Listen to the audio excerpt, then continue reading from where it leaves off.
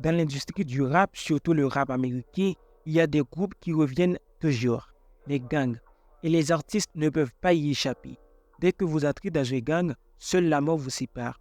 Le principe fondamental de tout groupe armé, c'est qu'il déteste les traîtres, les balances. Dans ce récit aujourd'hui, on va s'intéresser à un artiste qui faisait partie d'un gang, 69. Le problème, c'est qu'il est devenu une balance, car il a balancé tout le monde. Maintenant, il ne peut que se cacher pour protéger sa vie. Dans cette vidéo, je vous explique toute l'histoire. Donc, restez jusqu'à la fin car il y aura bien des surprises. Avant de s'intéresser au gang de 69 faisait partie, d'abord qui est 69? 69 de son vrai nom appelé Daniel Hernandez, il est né le 8 mai 1996 à Bushwick de Brooklyn, précisément à New York. Le rappeur dispose de plusieurs surnoms comme Tekashi 69, Tekashi et Walada. Il est un artiste, rappeur, mais également un compositeur. 69 est d'origine portoricaine avec un père portoricain et une mère mexicaine. Il porte le même nom que son père et possède un frère aîné. Par ailleurs, 69 est surtout connu pour son style de rap agressif et criant. Ses chansons jugées violentes dégagent une énergie qui témoigne de la puissance du rappeur. Son personnage public est généralement controversé car caractérisé par des querelles avec d'autres stars. En outre, 69 possède de nombreux tatouages dont le plus connu est le DC-69 sur son corps. Il a les cheveux colorés en arc-en-ciel et possède un style vestimentaire assez spécial avec des pantalons streetwear uniques. Le rappeur est le père d'une fille appelée Saraya Hernandez, née le 29 octobre 2015, quand l'artiste avait 18 ans. La mère de la petite s'appelle Sarah Molina, née le 17 janvier 1996. 69 est le père d'une autre fille appelée Bria Iris Hernandez, qui est née le 19 novembre 2018. Le rappeur mène une vie épanouie avec une fortune estimée à 10 millions de dollars en 2021. 69 a passé son enfance dans son quartier natal. Lorsque le rappeur avait 13 ans, son beau-père fut assassiné à quelques pas de leur maison familiale. Souffrant auparavant d'asthme, cet événement bouleversera sa vie, car il plonge dans une dépression et troubles de stress post-traumatique. Il tentait à l'époque de se suicider à travers différents moyens. Dans le même temps, 69 est également exclu du collège pour mauvaise conduite et ne reprend plus les bancs. Pour aider financièrement sa maman, le rappeur se lance à la recherche de job. Il finit par trouver un emploi dans un restaurant pour exercer comme serveur. Malheureusement, il est renvoyé quelques semaines après son embauche. La cause de ce malheur était que l'artiste renversait le plus souvent la commande des clients. 69 se lance ensuite à la recherche d'un autre job et trouve finalement du travail dans une épicerie. Pour gagner plus d'argent et combler totalement les besoins de sa maman, l'artiste se lance dans la vente de marijuana. Il fait ce trafic avec son frère et complète son business avec la vente de l'héros.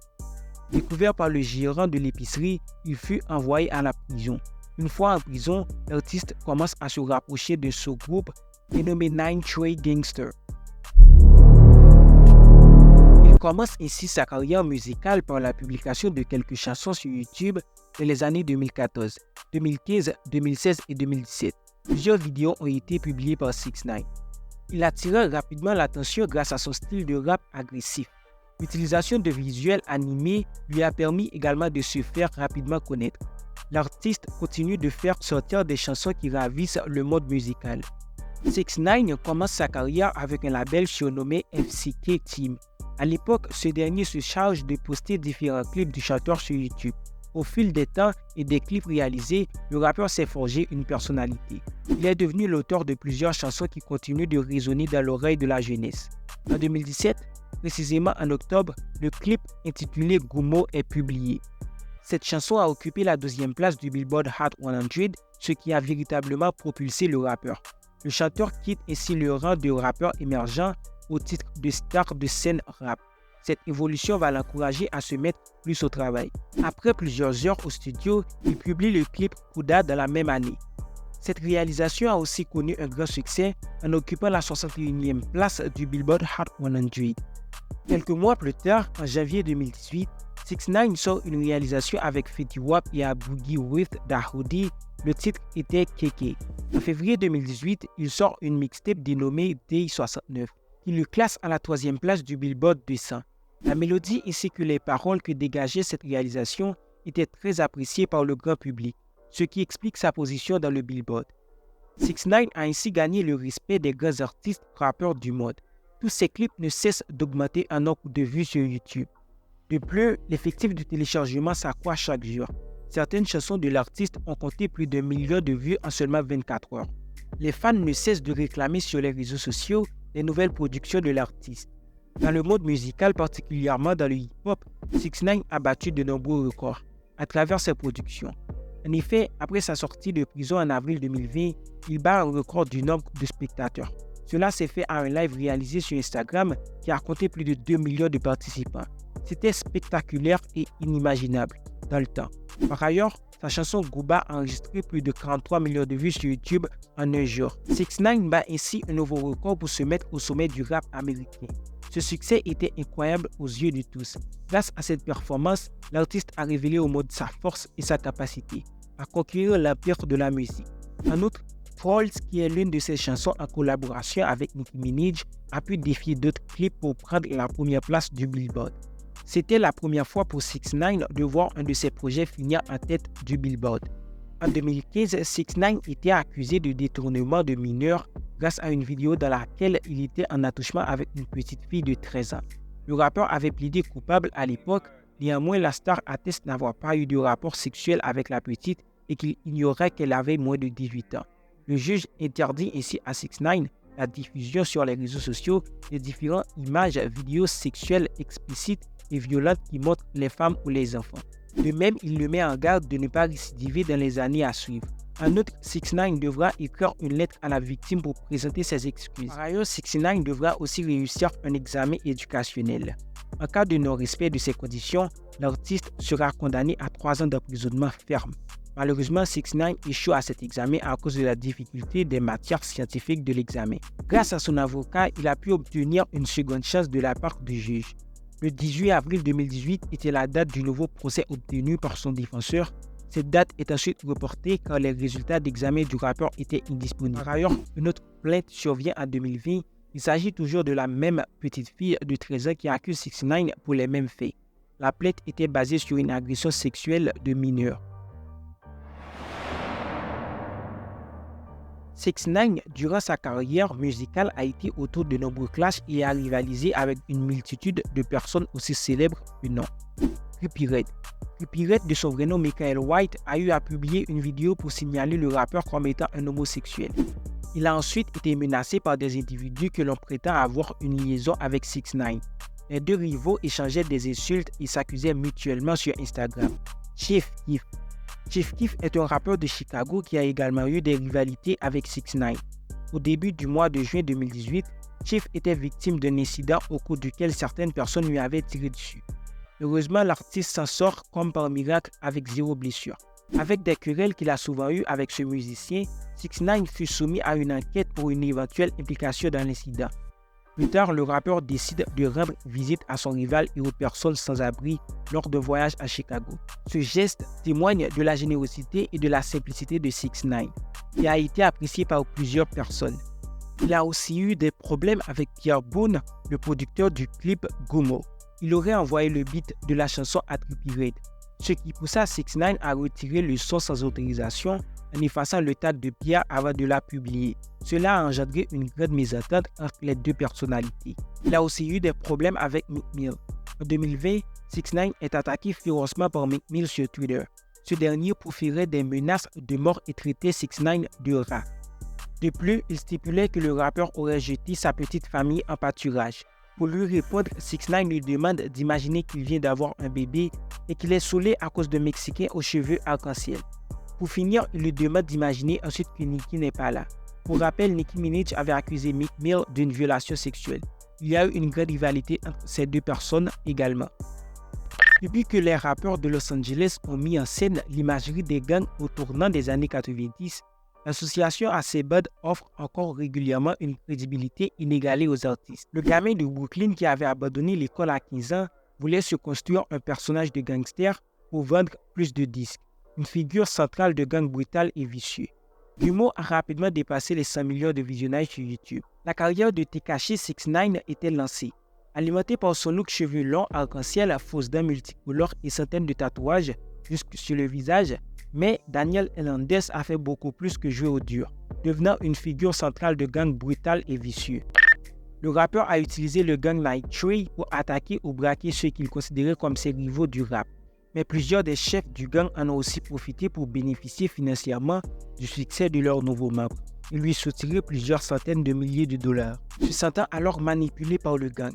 Si l'on croit le gouvernement, Hernandez serait lié au Blood depuis 2013, au moins et aurait participé à quantité d'activités illégales. Si l'on en croit ses avocats, toute cette imagerie précéderait d'une mise en scène. Il y a une semaine, son avocat Lince Lazaro déclarait en effet que le fait que son client est un entertainer qui joue d'une image de gangster pour promouvoir sa musique ne fait pas pour autant de lui le membre d'une entreprise criminelle. Contrairement à ses 4 co-inculpés dont son manager Shotty, 6ix9ine ne ferait donc que faire semblant d'être un Blood, raison pour laquelle il a plaidé non coupable des charges qui lui sont reprochées. À la sortie du tribunal, Lazaro s'est d'ailleurs fendu d'une nouvelle déclaration allant dans ce sens. Daniel Hernandez n'a d'implication de cette affaire que son utilisation des réseaux sociaux pour promouvoir sa musique. Il n'est absolument pas membre du gang Treeway Blood. Il n'a d'ailleurs rencontré aucun de ces individus avant septembre 2017. Mais qui sont les Nine Tree Bloods? On retrouve les premières traces des Nine Tree Gangsta en 1993 au centre pénitentiaire de Rikers Island de New York. Affiliés aux Bloods dès sa création, les Nine Tree Gangsta servent de point d'ancrage de l'organisation sur la côte Est. Le groupe a établi son QG en Virginie et de nombreux membres ont été mis derrière les barreaux pour trafic d'êtres humains et meurtres. Chaque groupe affilié aux Bloods possède ses propres codes, mais la couleur rouge reste le moyen d'identification qui leur permet de se reconnaître à travers le pays en opposition au bleu des Crips. Une hiérarchie empruntée aux Bloods. Comme toute organisation, les Nine Tree Gangsta Bloods ont une hiérarchie bien précise avec leurs codes. Chacun des membres doit ainsi respecter la 31, un mystérieux code de 31 règles rédigé par les United Blood Nations. Chacun des membres se doit découper une somme mensuelle de $31 pour financer la hiérarchie, mais aussi pour aider les familles des autres membres détenus. Cette hiérarchie se structure de 1 star général à 5 stars général pour les membres actifs et peut aller jusqu'au titre de Godfather pour les dirigeants. On ne connaît pas le rang qu'aurait occupé 6ix9ine dans l'organisation, mais son ex-manager Kifanos Shotty, Jordan, ainsi que les 3 autres membres incarcérés avec lui sont des membres éminents de l'organisation. Dès l'ouverture de son procès, ce dernier a dénoncé 2 membres des Nine Tree Bloods, Anthony, appelé Ave, Ellison et Aljemiya, appelé Nock, affirmant que le premier l'a agressé en juillet 2018. Il a raconté que l'homme et un complice l'ont fait entrer de force dans une voiture volée où ils l'ont battu avant de le ramener chez lui à Brooklyn. Il lui aurait aussi dérobé un sac rempli de bijoux. Une scène loin de ce que le jeune homme de 23 ans raconte dans sa musique. Dans ses chansons, la star aux cheveux multicolores et aux tatouages sur le visage parlait régulièrement de sa vie de gangster. Ses clips mettent également en avant cette ultra-violence dans laquelle il évoluait. Il avait d'ailleurs expliqué au procès avoir rejoint les Nine Tree Bloods pour sa carrière, sa street crédibilité, ses vidéos, sa musique et la protection que cela offrait. Pourtant, le procès a révélé que Daniel Hernandez était surtout un moyen efficace pour le gang de gagner de l'argent et qu'il était régulièrement la cible de mots. Décidé à ne pas tomber seul, le garçon a également affirmé que Trippie Redd, artiste avec qui il entretient une rivalité depuis longtemps, était aussi membre d'un gang, les Five Night Dreams, lié aux Nine Tree Bloods. Il aurait d'ailleurs cherché à s'en prendre à lui à plusieurs reprises dans la rue. Il a également assuré que la rappeuse et star internationale Cardi B était elle aussi membre du gang.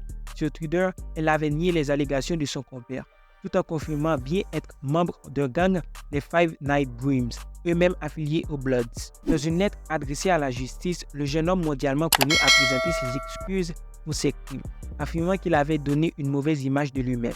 Je suis désolé pour les victimes qui ont été touchées par mes actions, pour mes fans qui me soutiennent et ont été trompés, pour ma famille qui compte sur moi, a-t-il dit. S'il n'a écopé que de 2 ans de prison alors qu'il en risquait jusqu'à 37, c'est parce que l'artiste a accepté de collaborer avec la justice. Dès le lendemain de son arrestation en 2018, le juge Paul Engelmeyer a expliqué à l'annoncé du verdict qu'était caché 6ix9ine avait été une figure d'un gang vicieux et brutal et qu'il avait provoqué le chaos à New York en se servant de ce gang. Mais il a également salué la coopération extraordinaire et importante du rappeur. En acceptant de témoigner contre ses anciens partenaires, le rappeur se met en danger. L'assistant du procureur avait expliqué en janvier 2018 qu'il pourrait avoir besoin à un moment donné du programme de protection des témoins. Ainsi, Daniel Hernandez devrait également bénéficier d'une aide renforcée en tant que témoin. La justice devrait notamment le seconder pour changer son look. Le rappeur pourrait être ainsi contraint d'effacer ses tatouages, il en possède de nombreux sur le visage, et de modifier sa coupe de cheveux. Visé par de nombreux chefs d'accusation, 6ix9ine espère dorénavant passer le moins de temps possible en prison. Le rappeur 6ix9ine a été condamné à 2 ans de prison pour racket, utilisation d'armes à feu et trafic de drogue. Des faits liés à des fusillades et agressions survenues à New York alors qu'il était membre du dangereux gang The Nitrate Bloods. Il a également été condamné à 5 ans de probation et à 300 heures de service communautaire pour éviter une lourde peine. Il avait accepté il y a quelques mois de livrer ses anciens complices ainsi que ses rivaux à la justice. Il va devoir vivre avec le risque que ses ennemis se vengent. En raison de la pandémie du coronavirus aux États-Unis, le rappeur 6ix9ine a pu sortir de prison. Le rappeur qui a livré les anciens membres de son gang à la justice pour écoper d'une peine moins longue ne semble pas craindre les représailles. Il est loin le temps où 6ix9ine, depuis le tribunal, se confondait en excuses face au juge. Le rappeur qui a écopé de 2 ans de prison a finalement pu rentrer chez lui plus tôt en raison de la pandémie de coronavirus et les risques encourus dans les prisons. Désormais assigné chez lui avec un bracelet électronique, Daniel Hernandez de son vrai nom n'a pas perdu de temps et vient de dévoiler une nouvelle chanson. Le clip, tourné avec plusieurs femmes peu vêtues, a été dévoilé sur YouTube et comptait déjà plusieurs millions de vues. « T'es en colère que je sois de retour. Je m'en tape, reste en colère », dit-il dans ce titre, définitivement adressé à ceux qui l'ont critiqué durant ces années de prison. Il a d'ailleurs accompagné la sortie de cette chanson à un live sur Instagram, dans lequel il a lancé « J'aurai les boules à votre place. Une balance comme moi puisse faire son retour et faire plus de chiffres que vous. Peu importe le nombre de saletés que vous avez dites sur moi, et j'ai tout vu. Pendant 2 ans, vous vous êtes foutu de moi. Vous avez fait des mèmes de moi, et pourtant je suis revenu et je fais plus de vues que vous. » C'est déjà la fin de cette vidéo, mais ce serait très intéressant de commenter pour donner vos avis sur l'action de 6ix9ine. Est-ce qu'il devait rester en prison et ne pas dénoncer ses amis ou je sais pas. Donc, commentez et n'oubliez pas de vous abonner pour ne rater aucune de nos prochaines vidéos. Et déjà, ciao!